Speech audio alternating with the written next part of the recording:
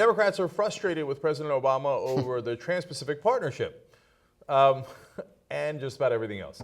Okay, so this is a trade deal that is going to be enormous. It involves a lot of the Asian countries and would affect the great majority of the world, actually. So 2/3 of the world's economy. Yeah, but only 2/3 of the world's economy, right? So now Sherrod Brown, who's senator from Ohio, is very upset at President Obama because he feels that President Obama has been lobbying really hard on this, but not as hard on actual progressive priorities. So he says, I think if I can get my colleagues to be honest, which is an awesome beginning to a sentence from a senator, okay? Good luck with that, Senator Brown. I think if I can get my colleagues to be honest on the Democratic side with you, I think you can mostly, they will say they've been talked to, approached, lobbied, and maybe cajoled by more cabinet members on this issue than any issue since Barack Obama's been president. And he adds, that's just sad. And it really is. Now, look, so we should, at this point, talk about why this is not a great deal.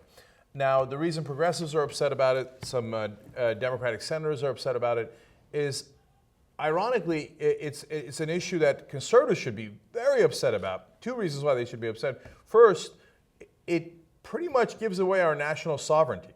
So corporations can take us to a world court and possibly get some of our laws, including environmental laws, regulations, et cetera, overturned by a body that is outside of the United States. Now, if conservatives weren't, the Republican Party wasn't just a front group for corporate America or multinational corporations, they should be screaming bloody murder about the sovereignty! You're giving away our sovereignty! And the second point is, they say, oh, President Obama and his executive orders! How dare he? How dare he?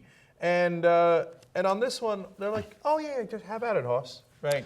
You have carte blanche to do any executive order you like. But the sovereignty in the executive order, that's just lip service. That's just political lip service. It's always been political lip service. They don't care about sovereignty.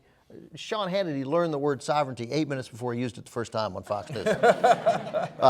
What they care about, obviously, is opposing him. That's why sovereignty all of a sudden became important to them, right? That's why executive action, which they did not care about at all under George W. Bush and Dick Cheney, never bringing that up.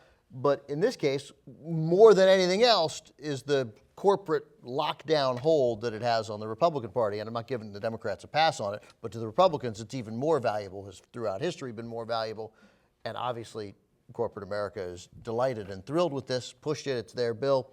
An opposing bill in the House offered by Sander Levin, which Nancy Pelosi, who's even opposing the president here, is fighting for, unlikely to come up for a vote. So speaking of Nancy Pelosi, she says she's disappointed, quote, disappointed in this version of the bill and how it would get fast-tracked. Again, so let me just explain that real quick for you guys. So in this version of the bill, Congress doesn't get to put any amendments forward. They have to either just vote yes or no. Do we like the deal? Do we not like the deal? There's no debate about it in terms of changing it in any way, shape, or form.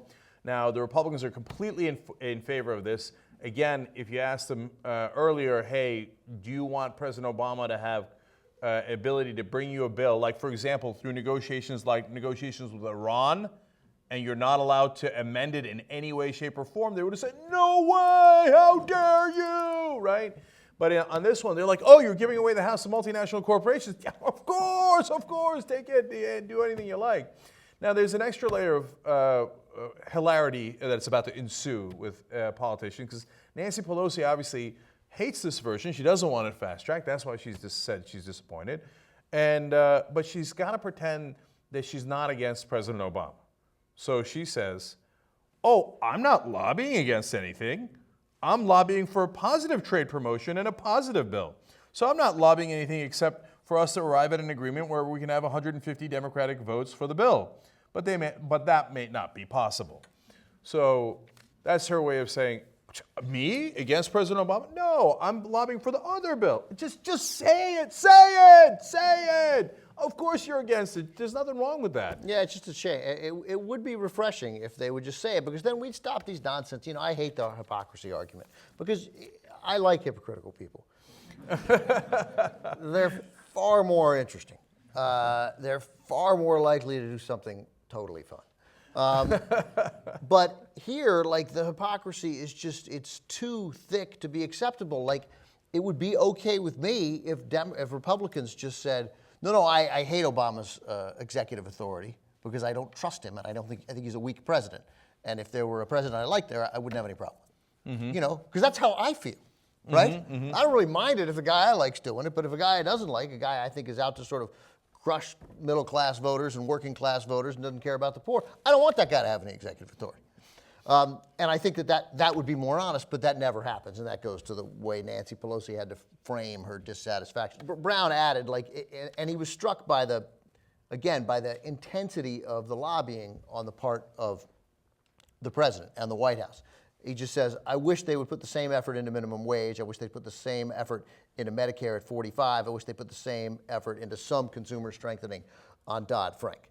And Bob Casey of Pennsylvania, who is not exactly even close to the most progressive member of the Democratic caucus, said that, again, he would like to see the intensity of the lobbying on trade focused on strengthening the middle class. My God, he said, we should be spending our time on that, not having the debate we're having. Those are two, and the reason we picked those quotes out because they stood out. Those were surprisingly frank admissions from senators. So let me say two things that are almost never said in this town, which is Washington.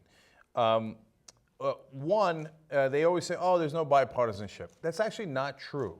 You know, you'll hear it in the mainstream media, oh my God, they're always fighting. No, there is bipartisanship. They often do agree, Republicans and either President Obama or some faction of the Democrats, they agree to do corporate giveaways. They do it all the time. They cut taxes oftentimes. They get rid of regulations. In this case, it's a massive benefit to these multinational corporations at our expense. So if they poison the drinking water in your hometown, you can't even do anything about it. It strips us of our democracy. It brings us to a world court where we only have a slight say, and our representatives don't represent us anyway. They represent the corporations. And what happens? President Obama, who is theoretically a progressive, and the Republicans who theoretically hate him, come to complete agreement on this. They say, oh, yeah, this is wonderful. Let's go ahead and do this. The only people standing in their way, and it's a little surprising, honestly, are some honest Democrats. And oftentimes that doesn't happen either. But you got to give credit here to the Sherrod Browns and the Pelosis and even the Bob Caseys, which is surprising. What strikes me about this is not so much the actual deals, and it's a bunch of deals, the Trans-Pacific Partnership. It's not one trade deal. It's a series of deals. And so each time they came up for a vote, they'd be fast-tracked. That's what's happening here. So, but even if regardless of how you feel about this, because again, I'd be willing to cede this, right? Because I don't really care about the sovereignty. I never care about it. We're fine.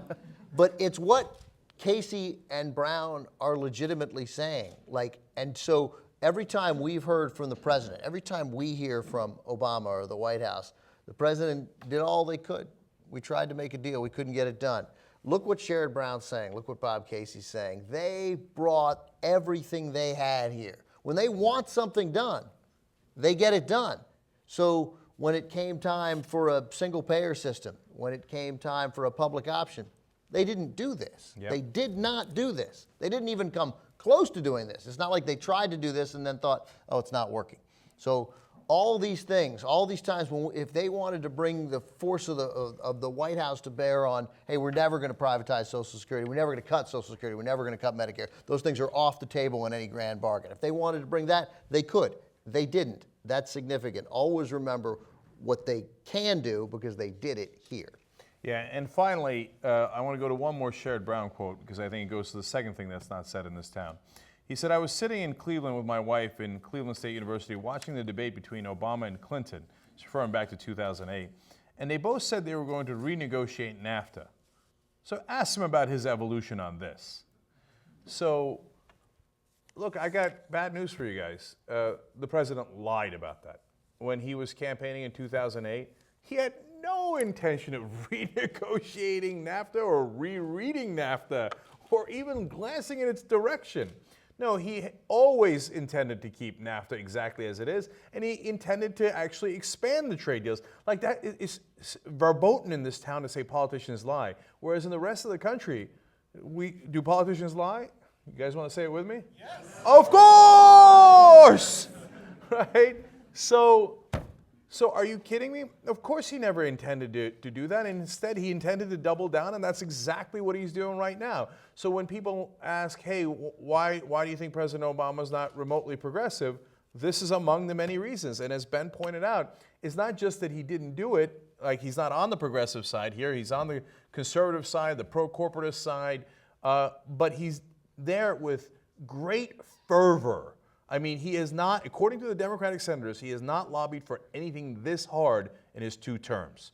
Not minimum wage, not income inequality, not breaking up the banks, nothing, public option. He didn't even try. And now when he cares about something as a pro-corporate agenda, he tries really, really hard. And that's the reality.